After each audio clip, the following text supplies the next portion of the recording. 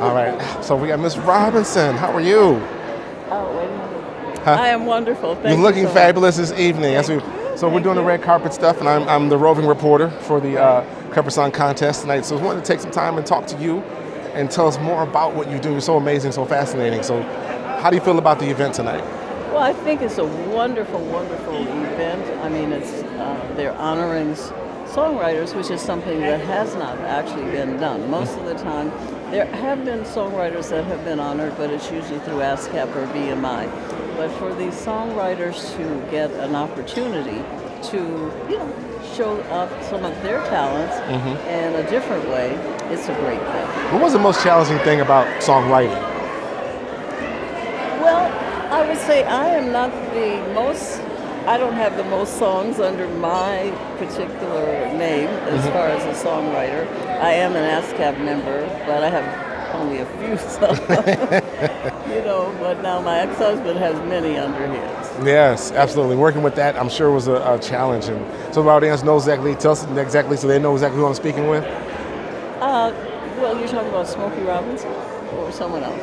My name is Claudette Robinson. And I will tell you, I am the First Lady of Motown because I was the first female that was signed on to the Motown label, and also a member of the Miracles. The Miracles also were the very first group that signed on to Motown Records. So that's sort of like a little bit of my back history. I am doing a documentary. At the current time, I have a children's book called Claudette's Miraculous Motown Adventure. Oh, wow. And, I work with children a lot. So before you get into the history of the music, I'm stuck on the book. Okay. So talk to me about My book? Why? Yes, your book. Okay. Why the book and why now? The book was written because of the fact I've been working on my I've been working on my biography for years. And it's not completed yet. It will be completed soon, hopefully by the end of this year. And I thought, what market has Motown not tapped into? And my thought was children.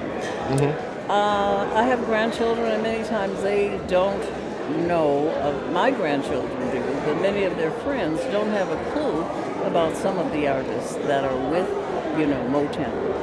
And so one day I was talking something about one of the Supremes actually being at my house, and so my granddaughter said, "Reddy, they don't know that person." And I was like, if they don't know that person, for certain they don't know me. So I'm going to give them a little bit of information about me as the First Lady of Motown, and also to get them to know in a fantasy way how I became the First Lady of Motown. And that's what the book is about. Yes. Now, so back to being the First Lady of Motown. What challenges, outside of the obvious, did you face being the First Lady of Motown? Well, I didn't have to, I personally didn't have to face any challenges because there was nobody else that had to challenge me one way or another. See, there weren't any other females when I was there. I mean, the original, when I and the Miracles, Bobby, Ronnie, Pete, Smokey, and Marv Tarplin, the guitarist, were there. We were signed on actually first, and there weren't any other artists there. So when the other artists started coming, it was a very, the guys, of course, were looking out after me, so there was there weren't any other girls there to say, I want to be that, because they weren't there. About what time did the female writers and singers start showing up at Motown? Probably maybe about 62. We met Mr. Gordy in 1957. Okay. And Motown became a company in 1959. So our first record release actually was in 1958. And in 1958, Motown hadn't started yet, but Mr. Gordy was our manager. And so therefore, what happened is that we had an opportunity to go on the road, to really learn some things about the road, have an opportunity to get to know other artists that were with other record companies, learn a little bit about the road, what it was about, because we were still teenagers, so we didn't know a lot. In fact, we knew nothing. And so, in terms of songwriting, in terms of music and all, it's been a nice journey for me. And so fortunate and blessed to have so many people that I've met over a large period of time, and to get to know much more about the industry than I did when I began. Now, how do you feel when you hear current artists who dare step back and grab some music and try to, with respect, to put a different spin on it, or remake it, or do the cover of it? I guess that's the right way to say that. How do you feel when you hear your music still being played? Well, I think number one, it's a wonderful thing that they are playing the music. I don't have a problem with them covering it or whatever, because the songwriters still get their royalties. Right. Yeah, right. So I'd say for all people, if you're going into the business, if you can, write your own music as well as to sing it, because that's the better way of getting additional funds for yourself. Because if you only sing the song, if someone should cover it, that cover goes to that other artist.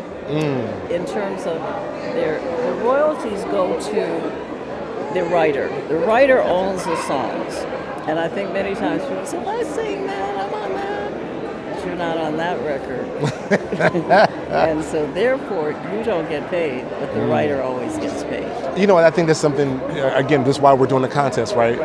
Sister Moy, when she started off writing, and as a result, we're here to highlight the writers. No one knows this secret society back to the side about the writers, but what they say, without the writers, there's no hits, or there's no words, there's no hits.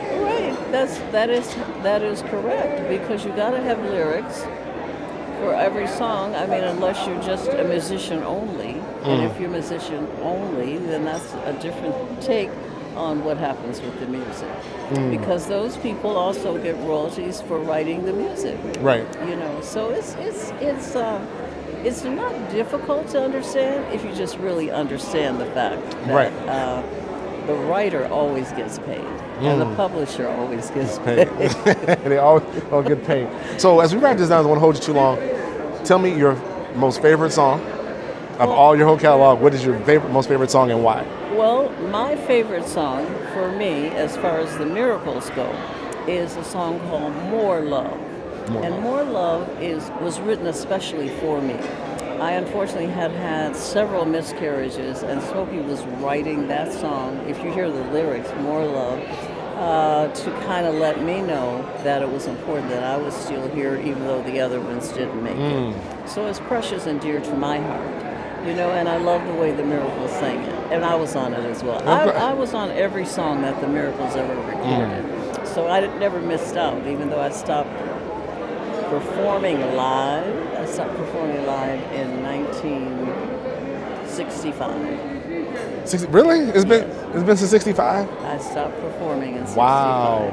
But I continued on all of the records until Smokey retired, and that was 1972. And then after that, he retired for a short time, and then came back out, and then he retired for a short time. Right. That's awesome. But, he's enjoying himself. He's got a record that seems to be quite a hit, and he's doing some things. They're doing a movie on his life and whatever. Seems to be a lot of that. It's awesome, because we don't know the history. We don't know. We know bits and pieces of it. We know what they tell, but to hear it from the artists themselves, you're the third person that's talking about a book or a documentary, and rightly so. I think it's great to preserve the history. So.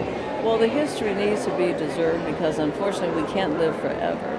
So the only way to preserve the history is for it to be written or recorded in some manner, so that people of future generations can get to know what went on prior to them.